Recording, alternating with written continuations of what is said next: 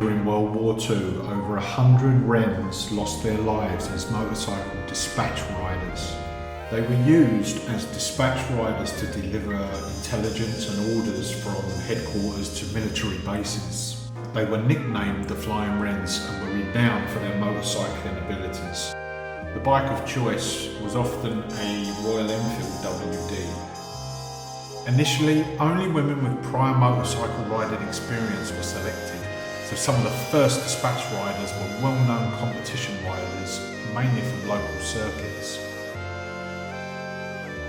The Wrens numbered around 3,000 and membership was continuing to climb, and it reached nearly 75,000 by the end of World War II.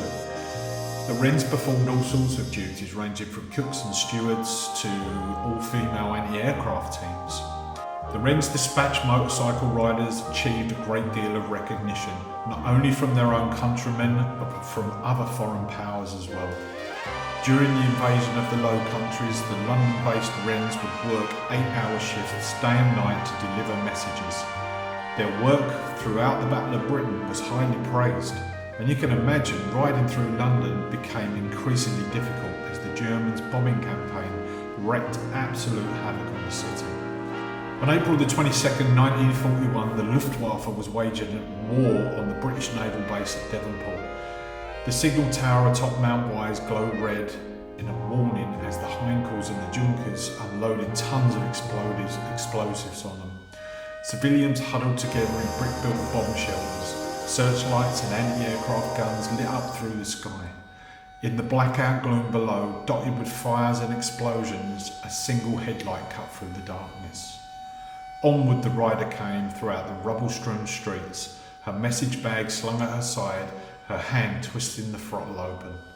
We do not know what message Women's Royal Navy Service 3rd Officer Pamela McGeorge carried, only that she rode through hell and flame like a woman possessed. A bomber fell close, the blast knocking her from her bike, sprawling and sliding. She picked herself up, she ran back. The motorcycle was a tangled, bent heap of metal. She picked up her bag, turned, and she ran the rest of the way to deliver the message. And for her bravery, for her service, and perhaps for her insistence on immediately going out again as a dispatch rider, Officer McGeorge was awarded the British Empire Medal. And while her actions were heroic, they were not unique. In fact, by 1940, all of the British Navy's dispatch riders were women.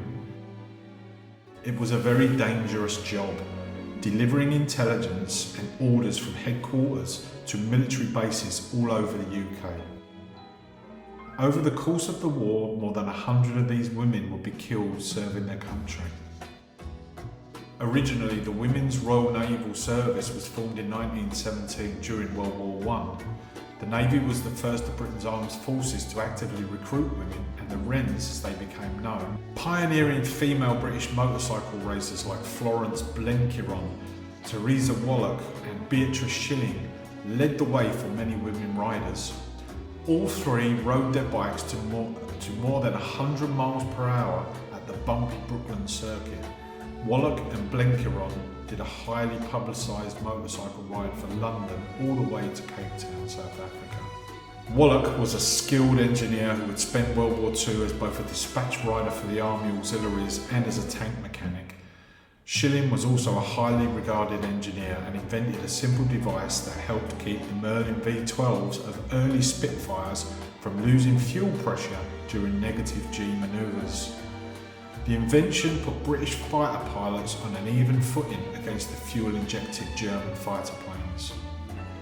Riding on narrow roads in all weather conditions can be a dangerous enough occupation, as we know, but doing so around the clock, with the German blitz going on around you, that required nerves of steel.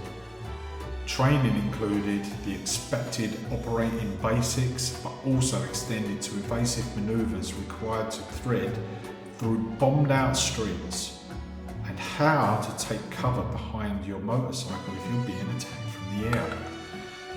Can't imagine them doing that nowadays on the CVT and DAS courses, can you? By 1942, the Wrens had stopped recruiting new riders. As German air power weakened, the threat from the Blitz just waned, though the perilous weather and nighttime riding and narrow roads still remained everyday hazards. At some point, the orders for the D-Day invasion were tucked into their leather messenger bags, and a flock of Wrens would fire up their motorcycles and head out to deliver those historic messages. As for dispatch riders themselves, with wartime over, eventually their services were no longer required.